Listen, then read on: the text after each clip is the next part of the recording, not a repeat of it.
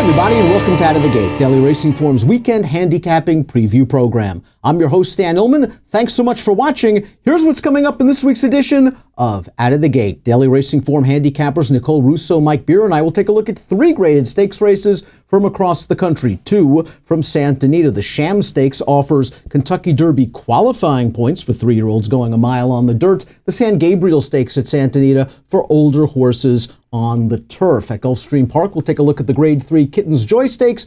3-year-olds going about 7.5 furlongs on the turf course. David Aragona from Timeform US spotlights the second race at Aqueduct on Saturday. Craig Milkowski also from Timeform US. He's going to look at the pace projector for the Mucho Macho Man Stakes, also for 3-year-olds on the main track at Gulfstream. Plus best bets, horses to watch, and lots more. So let's break Out of the Gate. We begin Out of the Gate with our Horse Watch segment. Our colleague Nicole Russo has a horse to watch for you this week. Let's go to her segment right now. Well, last Saturday's Woodchopper Stakes on the Fairgrounds turf was won by Tracksmith, a fine horse who captured a couple of stakes in 2019, likely headed to graded company, and I'm looking forward to watching this horse who has been carefully developed. But the 2 who finished in a dead heat for second in the Woodchopper, just a half length behind that winner, and with some adversity to overcome in their trips, both also merit watching.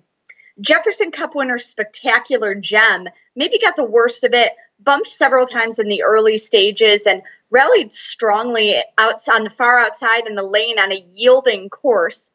But I was really also impressed by Flying Scotsman, who broke from the inside, stayed down there throughout, and made a brave bid in tight quarters down inside late. We're going to watch Flying Scotsman here, winning the Grade 3 Cecil DeMille at Del Mar in late 2018. After that, he made a belated start to his 3-year-old campaign and had another break in there as the Woodchopper was his first start in nearly 5 months. Considering that, he probably needed that race. He probably was lacking a little bit from a fitness perspective to handle that heavier going. Considering everything together, I think Flying Scotsman is a good candidate to take a step forward next time out. Well, I'm going to file my horse to watch this week under, let's see what happens with the Caretaker, a horse who's been around for a long time. He's a rock-solid New York bred. He's won 6 times in his life. He's got almost $400,000 in the bank. But he was recently claimed by Rudy Rodriguez, and it just sort of feels like he's starting to turn things around in Rudy's barn. His first start off the claim in an 1X allowance race. He ran a very good second with a new top buyer of 90, and then he came right back in his next start with this performance last week at Aqueduct. This is 7 furlongs on the dirt. He's chasing off the pace the entire way. They were not going that fast in front of him.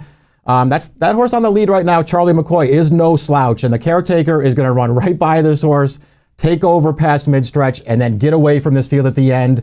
A new career top buyer of 97. It feels like Rudy might be able to run this horse in some New York bred stakes races down the line. I'm interested to see if this horse can keep it going out of Rudy's barn. My horse watch didn't get anything close to a 97 buyer in her last race. As a matter of fact, she earned a 40. But she has run lots faster than 40 buyers in the past, and she had an excuse. This is Too Hot Betty's most recent race on New Year's Day in the last race at Laurel. She's down on the inside in a short field, and Avery Wisman just couldn't get out. She's completely locked in. She has some run, it looks like, down towards the inside. She's going to get sawed off here with nowhere to run. And by the time she finally does get clear, this race is all but over. I like the fact that when she does get clear, she's able to rally for second. She goes out for Dale Capuano. She is an honest, trying horse in the $16,000 claiming ranks, whether it's 6 or whether it's 7. And listen, if she's still running in the spring and in the summer, she's a decent turf sprinter as well. I want to give Too Hot Betty a chance. I think that 40 buyer speed figure's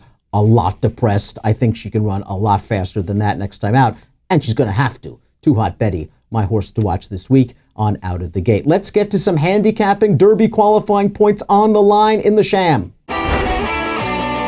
Let's throw up the field for Saturday's DRF Race of the Day. It is the Grade 3 $100,000 Sham Stakes. 3-year-olds going a 2-turn mile at Santa Anita, carded as race number 5. You can download free Formulator past performances for this race on the Race of the Day event page at DRF.com. And for expanded stakes previews of many of the major races all weekend long, please visit video.drf.com or the Daily Racing Form YouTube channel. Mike Authentic, one of two in here for trainer Bob Baffert, stretching out in distance, but got a big fig sprinting first time out. Yeah, that big fig of 87 for his debut leads him to be the morning line favorite for the Sham. We'll see how he handles the stretch out because he's going to have to go around 2 turns here for the first time. But based on his debut, I don't know if it's going to be a real problem, Dan. Let's take a look at it right now. This is a race where, he's a horse who, as a Baffert firster, you maybe expect him to be a little more professional than this. I didn't think he really was. He didn't break that sharply from the gate. Thought he was a little green early, but once he gets control of this thing, he's just doing what he has to do here through the stretch, holding these rivals at bay. He's clear under the wire. Overall, I thought this was a rock-solid debut. Breaking from the inside post, he's likely to show good speed again, but there appears to be other pace in here that could keep him busy. Our colleague and friend Nicole Russo going to try to beat both Bafferts and the morning line favorite in here. Let's see which 3-year-old Nicole fancies in the Sham. The Grade 3 Sham kicks off California's series of 3-year-old prep races, a field of 6 going a mile here. The top buyer in the field belongs to Authentic, one of 2 in here for Bob Baffert. He posted a flashy 87 in his debut victory.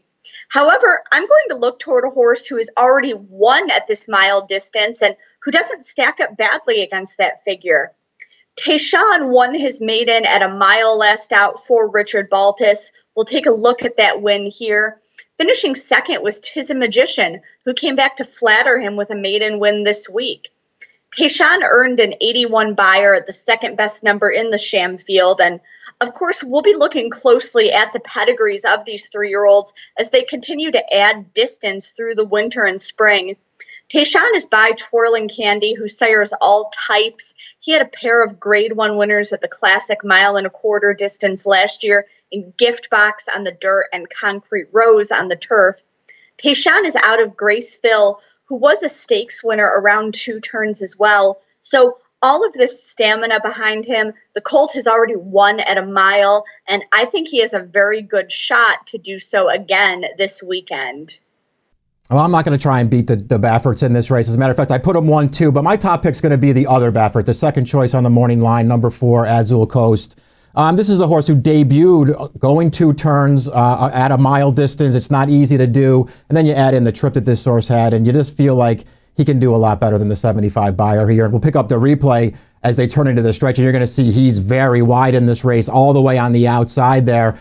He's been in that position basically since the start. He got carried out very badly on the first turn, Dan. Never was able to save any ground, but he still stays on very well at the end of this race. I'm with you. I thought Azul Coast ran very, very well, testing sloppy track, testing debut distance around 2 turns. You mentioned forced wide and checked on the first turn, 7 wide on the backstretch, 7 wide all the way through the turn. He was just too much horse for this field. Now, this was a weak maiden field at Los Alamitos. He's going to step up and probably face a faster pace. He could get run right off his feet in the early portion of the Sham. But this horse is bred to get a distance of ground. We know he likes it, as we saw in the debut. And boy, he lost a ton of ground.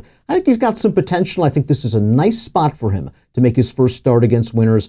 I'm with Mike. I'll go with Azul Coast in the Grade 3 Sham. Our friend Craig Milkowski from Timeform US, well, he's going to project the pace of the other major 3-year-old stakes race on dirt this weekend, the Mucho Macho Man at Gulfstream. Let's go to Craig. Hi everyone, and Happy New Year. Welcome to the Timeform US Pace Projector segment on Out of the Gate. Today I'm going to take a look at the Mucho Macho Man Stakes being run as a 10th race at Gulfstream Park on Saturday. It's a mile race on the dirt, 1-turn mile for 3-year-olds as horses start the really early preparations, the sorting out the Kentucky Derby trail. This is an interesting race, and it drew a good mix of sprinters. We got a turn back, and we have a horse trying dirt for the first time. And the thing that drew me to this race was the pace projector, obviously. And it's a race that we project to have a fast pace. You can see on our Timeform US preview page, there's a field of 7 entered, and a full 3 of them are leaders. We have another speed, another listed as tracker. So there's only 2 of the 7 horses who prefer a more off-the-pace running style. You can see in that small inset there on the right-hand side of the page a condensed version of the pace projector that we're going to look at in just a second here. But I've also noted that the 2 horses who run from off the pace on this preview page have the best late pace ratings in the field. There is quite a gap between those 2, and I'll talk about that in just a moment as well. A closer look at the pace projector shows not only do we have plenty of speed signed on, but this group is really tightly bunched. We have a couple horses shown right on the lead together, and then 3 more behind, tucked in right behind. Given the running styles of these horses, it'll be a really tactical race. The aggressive jockeys will probably go to the lead. The one who's on will sit just off. But in any case, I don't think there's much doubt the pace here is going to be quick. Let's take a closer look at a couple of the speed horses, the 2 we have shown right up on front. The first one is number 4, As Seen on TV. He's on top here in the graphic. And the lower one is Inter Miami. He's the 7 horse. And you can see why these horses are shown as quick. We're talking about a 1-turn race here, but it is at a mile, so quite a longer distance. Both of these 2 have been sprinting. They've been showing high speed racing pretty close up to those paces. You would see some more of that from others in the field if I showed you every horse, but these were the leaders, so I wanted to show where that hot pace is coming from. That said, let's take a close look at the 2 horses I think are the most dangerous here, the biggest contenders because of that pace scenario. And the first one is number 1, South Bend. He's a classy horse. He started out winning his first 3 races before trying the Grade 2 Kentucky Jockey Club Stakes at Churchill Downs over Thanksgiving weekend. He didn't run very well that day. The pace was on the tepid side. He found himself up a little closer than he normally likes to be. He's turning back to that 1-turn race that he thrived in early. You can see in his first 2 when he raced at less than a mile, he got hot paces. He raced well off the pace. He had a strong finishing kick and was able to get up to win both of those. I see a reversion to those tactics here. I don't see any reason why he'd be up close against this field. So I think he's going to have the right style and he'll be really flying through the lane. The horse I prefer, however, is Sol Volante. He's a horse who's trying dirt for the first time after 2 scores on the turf where he used similar late running tactics. He dropped well off the pace. I think it's no doubt that he's going to do that here. The one big question with him is the move to dirt. So in our Timeform USPPs, what I like to do is look at our breeding tab we have, and if you click on the rating, you can really dig deep and explore into the breeding. You can check out the sire, you can check out the dam, see their race records. But the one thing that I really like is you can check out the siblings of these horses. And Sol Volante is actually a sibling to Explode. You may not be familiar with Explode if you don't follow racing in Canada and Western Canada in particular, but he's a 3-year-old who had he's a 4-year-old now, but he had a really good 3-year-old season last year. He won 6 out of 12 starts. He has won 6 out of 12. They were all on dirt, and he won as high as the Grade 3 level there. He had a couple more stakes placings. He was able to handle more distance. And interestingly enough, when I look at the other siblings, he had 2 other siblings, neither of whom had won, and they had only raced on turf or synthetic. So it seems this mare is probably a little better at throwing dirt runners. I think Sol Volante is going to offer more value than the aforementioned South Bend, who I talked about, who will also be closing through the lane. So for me, I'm going with Sol Volante. I'll use South Bend in my horizontal tickets, and maybe if I can get the value, play an exacta box of the 2. That does it for Timeform US's Pace Projector segment this week on Out of the Gate, and I'll see you again next week. Are you a horse player looking to raise your game? For over 120 years, expert handicappers have relied on Daily Racing Form as their must-have source for news and data, featuring exclusive buyer speed figures, Timeform US pace figures, and integrated replays. DRF Formulator is the most powerful handicapping tool on the market today. Use what the pros use. Go to drf.com/formulator and enter code DRFTV to get your first card free. drf.com. Raise your game. Storm from Racing Blue, a breakthrough in sports nutrition for horses. Welcome back to Out of the Gate. Let's throw up the field for the Grade 3 Kittens Joy Stakes for 3-year-olds at Gulfstream on Saturday. $100,000 is the purse. We're going about 7.5 furlongs, 2 turns on the Gulfstream Park turf course. This race carded as number 7 at Gulfstream on Saturday. For expanded stakes previews and lots more, head on over to video.drf.com or the Daily Racing Form YouTube channel. Irish Mias, a stakes winner in the Mid-Atlantic region for Graham Motion. Mike Beer got a fig last time out. Might be rounding into form. Yeah, the 85 buyer he earned last time went second in the pulpit, makes him fastest on the way into the Kittens Joy. We'll see if he can back it up. This is a horse who he showed plenty of potential anyway. His career debut at Saratoga when he was reined off the turf, he actually ran really, really well that day. He's got a nice pedigree. He won his turf and route debut in the Laurel Fruit Charity. We're going to look at that pulpit right now. This is his most recent start.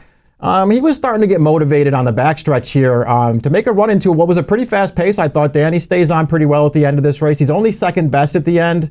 I thought all in all this was a solid performance. He is certainly a contender in this race. And he's got tactical speed. He can work out any kind of a trip. Mike mentioned the really strong pedigree that this horse boasts, and he should be a handful in this race. I'm not sure I want to take too short of a price on him, but he is a major contender. Bob Baffert has 2 in the Sham. Todd Pletcher has 2 entered in the Kittens Joy. Nicole Russo selected 1 of them. The 7.5 furlongs at Gulfstream is kind of a quirky distance. Going 2 turns, it gives this Kittens Joy field a short run into that first turn. I think Irish Mias is a classy horse and is stakes placed at a similar trip, going a mile at Gulfstream. But I think overall he will want to go longer, as so many horses from this female family do. I actually think that's the case for several horses in this field, so keep that in mind for your future notes. My 2 top selections on this day are drawn toward the outside, which does concern me, as they'll have to work out a trip from there in that run to the first turn. Summer to Remember, from the first crop of the Warfront horse Summerfront, is bred to go kind of these elongated sprint or middle distances on turf. He was second in his debut to Decorated Invader, then broke through with this maiden score, going a mile at Gulfstream. Now, Decorated Invader went on to win the Great Summer Stakes and run a decent 4th in the Breeders' Cup Juvenile Turf. So that shows you Summer to Remember's class. Island Commish, also in this field, was minor stakes placed at this 7.5 furlongs last summer at Gulfstream. He's coming off a pair of wins at the distance on the Gulfstream West turf. He's stepping well up in class, but I do think he's worth a look as a long shot to use with the classy Summer to Remember. Well, I'm not way against Summer to Remember in this race, Dan. I just wanted to go in a little bit of a different direction and hope for a little bit of a price on number 4, Bless the Kitten. He's shipping in from Kentucky for trainer Mike Maker. He debuted in a very live race at Keeneland first time out. He got outrun early in that race, but he was finishing with some interest at the end of that race. It was too late, but I thought he ran pretty well. Broke his maiden last time out at Churchill Downs. We don't have a replay of that race. But I thought he did some good things in there, too. He was very wide throughout under a very confident ride. He had to work really hard to get it done. But ultimately, he did it. And I feel like there's some upside with this horse. He's going to need a trip, and he's going to need to improve. But if he can do it, I think he might get paid if you're right. I think you're right that he's got tons of upside. That was a live race. He beat 3 next out winners in that spot at Churchill Downs. And you mentioned that he was wide. I think he's still learning also. I think he's still trying to figure it out, a little bit green. But boy, when Michael Maker's in your corner and you've got a turf horse with this kind of pedigree at a price, I think you're supposed to take advantage of him. That being said, I agree with Nicole in here. I like Pletcher's runner, Summer to Remember. We saw that maiden win last time out, and it was a race that, yes, it held up on the front end, but this horse did work all the way around the track and was getting away from the pace pursuer in the stretch. Summer to Remember, outside post position, has some speed. Don't think we'll see him outright on the lead in here. Think he'll be sitting second and third, ready to pounce when the field turns into the stretch. He's my top selection in the Kittens Joy. Let's head back to Southern California. The San Gabriel Stakes for older horses on the turf is up next. Let's throw up the field for the San Gabriel Stakes at Santa Anita on Saturday. It's a grade 2. It's worth $200,000. It's at a mile and an eighth on the turf, and it's carded as race number 8. For expanded stakes previews and lots more, head on over to video.drf.com or the Daily Racing Form YouTube channel. Our colleague Nicole likes a horse in here. It's going to be a nice price, and a horse that really found himself stretching out in distance last time out. Looking at the San Gabriel, it really seems like you can sort of apply Occam's razor to this field. There are several horses in here who are coming off unplaced efforts, who faltered when they stepped up to graded company, or who are stepping up in class for the first time. Cleopatra's Strike really just seems like the horse who's in the best form and will appreciate a slight cutback in distance. He was second, beaten just a nose and a head in his first 2 starts last year, before winning the Grade 2 John Henry over a couple of nice horses in Acclimate and United. He then finished fourth in the Grade 2 Hollywood Turf Cup, again at a slightly longer distance and was only beaten a length. Familiar Foe United was second there, and that one, of course, was second to Horse of the Year candidate Bricks and Mortar in the Breeders' Cup Turf. So you look at Cleopatra Strike's past performances and just maybe the class of the race. But since he may be a short price, I looked for a horse that we could use with him, and it's this horse. North Country Guy is one of those stepping up in class, coming off an allowance optional claiming win at Del Mar. He earned a 92 Beyer speed figure there, which would put him right there with the best recent form in this field. Looking at some of the running lines in the past performances, he might find himself alone on the lead, which would be a beneficial scenario for him. I think this is a horse to keep an eye on, particularly if you get a price on him.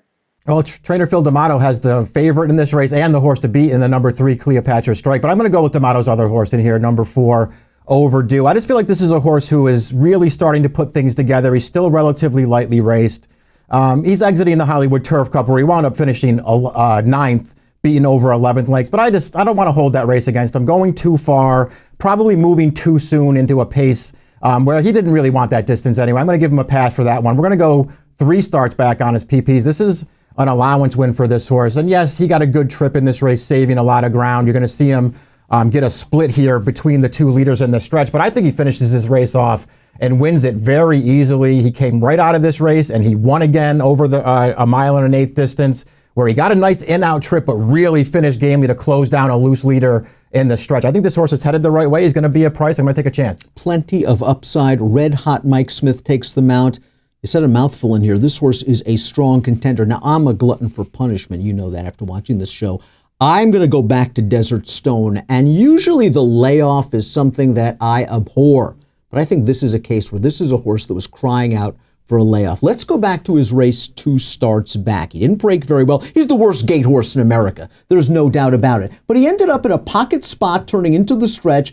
This race didn't have a lot of pace going a mile. He's going to ease out. He's in a little bit tight. He probably doesn't win if he got through earlier. He finishes on okay to be 3rd. Now off this race, he ran in another Grade 1 in Southern California. He was a big price and the stalls opened, and he's usually 2 lengths slow, maybe a length and a half slow. He was 5 lengths slow out of the gate, just stood there. And after that, he just had no chance and no run. He seemed to me like a horse that was crying out for some time off. He got a lot of time off, and hopefully Richard Baltas, A, has figured out what to do with him coming out of the gate, and B, has found the right spot because he's now taken a drop in class. I like him at 1 1/8. I'm hoping there is some pace to set him up because you know what you're going to get from him out of the gate. It's going to be a very slow start, but I think this horse has some ability, and he's due one. He's had a lot of tough trips in his career. Let's go to David Aragona's Timeform U.S. Spotlight segment. He's got something at Aqueduct early in the card. For this week's Timeform US Spotlight, I'm going to take a look at the second race at Aqueduct on Saturday. It's a $50,000 claiming race, going 1 1/8 on the main track, 7 hard-knocking older horses in this lineup with pretty competitive field with a lot of contenders. And let's start by looking at the Timeform US pace projector for this race. The number 3 California Note is shown to be on the lead. He's a confirmed frontrunner, so that's really no surprise, followed by the number 5 Super Dude and the number 2 American Lincoln. All of these horses have tactical speed, but I think California Night is the only horse that really needs the lead to be most successful. And let's actually begin by looking at his past performances. He's not the favorite in this race, but I think he's a horse that you have to have some opinions about as you go into handicapping this race because he does have back class that would make him really tough in this race. Just going back to this past May, here in Timeform US speed figures of 126 and 117, those types of figures would absolutely crush this field if he was to run them back in this spot, but you've got to be a little bit concerned because his recent form had really gone south up until his last race. I think his last performance is noteworthy because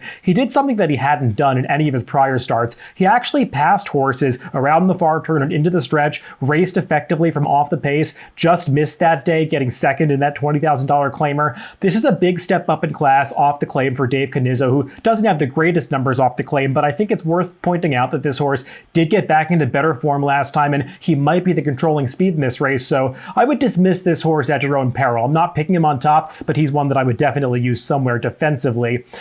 Two of the horses that are likely to attract the most support are the ones coming out of a race at this starter allowance level on December 15th. That was a $50,000 starter allowance. This is a $50,000 claimer. And Crew Chief got the better of Supreme Aura that day. Crew Chief was making his first start off the claim for Mertkan Kentomasi that day, and he ran really well to win. He closed from the back of the pack that day, had to alter course down inside, came up the inside, did it over a muddy track. He's likely to encounter another wet track on Saturday because there's rain in the forecast for this weekend in the New York area. The problem with Crew Chief is you got 10-1 on him last time. He's going to be a much shorter price today, and his form is kind of exposed at this point. Furthermore, he's a horse that's just 4 for 36 lifetime, so how much do you really trust him to win back-to-back races? The horse to beat is probably the number 6 Supreme Aura, the horse that just got nosed out by Crew Chief last time in that December 15th race.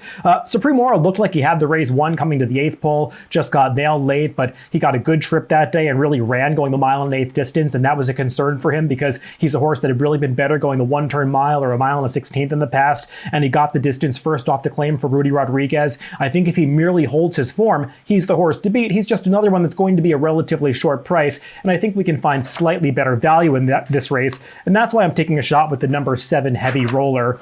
Heavy Roller is a horse that interests me off his race 2 back when he won off the claim for Rob Atras at Belmont, going 7 furlongs in a $32,000 claiming race. Now, he was claimed out of that race by Tony Dutrow and was stepped way up in class to face optional claiming horses last time, going that same 7 furlong distance at Aqueduct, and he was just a non-factor that day. That race was dominated by Grade 1 winner Complexity, who, while he did disappoint next time out in the Malibu, Complexity when he's on, he's a really good horse, and he just absolutely destroyed that field. Nobody really closed from the back of the pack in that race, and Heavy Roller was towards the back with another horse who got eased, and just it didn't seem like anybody was making up that much ground in that race, so I don't want to be too hard on him for it. Now he's getting claimed back by Rob Atras. I think it's pretty important to note that he dipped in and took him for $62,500 last time after losing him for $32,000, so these connections obviously like this horse a lot, and he's actually claimed for a different owner, Michael Dubb, who is among the sharpest claiming owners that are out there, especially on the New York circuit. So Heavy Roller's got to handle the stretch out to a 1.125 here, but if you look back through his PPs prior to that 7 furlong race 2 back, he actually was a horse that had no problem going a 1.125. He won a 1.25 in the Pimlico Special. He's won going a 1.16. He even earned a 1:15 time form US speed figure going this distance back at Keeneland in April, so he can definitely get it. I'm not too concerned about that, and I think he's going to work out a pretty good trip because he's got that stalking mid-pack style, and I think he should be not too far off the pace set by California Night. So I'm hoping to get somewhere in that 7-2 to 4-1 range on Heavy Roller, and he's my pick in the second race at Aqueduct on Saturday. Time for our best bet segment here on Out of the Gate. Nicole Russo has something for us at Gulfstream on Saturday. I was playing around with Saturday's Gulfstream undercard, and when I came to this third race, a turf sprint allowance, there were 2 horses trying turf for the first time who jumped out at me and who could be used if you're feeling creative: Dizzy Sight and Intimidation. I'm particularly intrigued by Dizzy Sight, who shows a couple of bullet works coming into this and who could be sitting on a nice, sharp race. Now, Dizzy Sight is a winner sprinting on dirt. You'll watch that here. He's made all 5 of his starts on dirt. He's trained by Rusty Arnold for Jim and Susan Hill. Rusty Arnold has had a hot hand with turf sprinters like Morticia, Totally Boss, Leinster just last year. The Hills own Margot Farm, which has terrific turf and all-weather gallops. I think maybe they've seen this horse on other surfaces at some point, and I have to think this team has reason to think a surface switch is in order and knows what they have with this horse. Dizzy Sight is by Twirling Candy, sire of the aforementioned Morticia, a very good turf sprinter, and he's a half to a turf stakes winner in Miss Tizzy Now. I find him very intriguing as he switches surfaces, knowing these connections. We'll also take a quick look at Intimidation, who made 2 starts at Monmouth last year with a third and with this win. However, both of those were races taken off the turf. I have to think Jason Service, again the trainer of turf sprinters like World of Trouble and Shecky Shabazz, has been intending to get this one on the turf eventually. Intimidation, who gets Irad Ortiz in the irons, is by Curlin, who is maybe not a sprint sire, but can definitely get you a turf horse thanks to his smart strike influence. Intimidation is not just a half to classic place to ride on Curlin. He's half to turf stakes winner Space Mountain. I do put Dizzy Sight ahead of him just because I think Intimidation might want to go slightly longer eventually. But I do think these are two very interesting horses as they try turf for the first time that I'd certainly use in any of your early plays on the stakes-loaded Gulfstream card. I'm also going to Gulfstream Park for my best bet. Race number 10 is the Mucho Macho Man, a one-turn mile for 3-year-olds. And I just feel like I have to give number 5, Ashar, one more shot in this race. He was last seen in early November at Aqueduct trying the Nashua. It's a race that he wasn't going to win with Independence Hall popping a 101 Beyer speed figure. He was still disappointing in that race. And I thought he was especially disappointing because in his career debut at Belmont, this horse really looked like he might be something for Shadwell and Kieran McLaughlin. He set a nice trip in behind the lead. We're going to pick up the replay right now. He comes running off the quarter pole and goes right by the horse who was on the lead. I really liked the way he finished this race off, though. You're going to see Joe Bravo take this horse in hand at the end of this race. This was a really impressive debut. I feel like this horse deserves another chance. This is a race that looks like it's pretty solid, but I think he fits really well. I don't think we're going to get to 10-1 on the morning line, but he still might be a fair price in this race, and I am giving Ashar one more chance. My best bet's the final race at Laurel on Saturday. I'm going to go with the number 2 Hydra. Graham Motion has excellent numbers, dropping horses out of maiden special weight to maiden claimers. You're going to do this with Hydra in the final race at Laurel on Saturday. We'll go back to the most recent race. Really not much to see here. Wet track off of an extremely long layoff. This horse had been gone for a year and a half, and he's just going to finish evenly against the maiden special weight competition. He's now going to drop in for the 20, and Graham Motion's wheeling this horse back in less than a week. This horse is ready to fire. He does not face a very tough field at all. He is the second choice on the morning line in the final race at Laurel on Saturday at 5-2, and I think Hydra will get over the hump for Graham Motion. We thank you for watching Out of the Gate, and we urge you to follow all of DRF TV's offerings on social media. Please follow on Twitter at DRF Video. And for the latest news and notes from America's Turf Authority Daily Racing Forum, please follow on Twitter at DRF Inside Post. That's it for this week. Best of luck when your horses break out of the gate.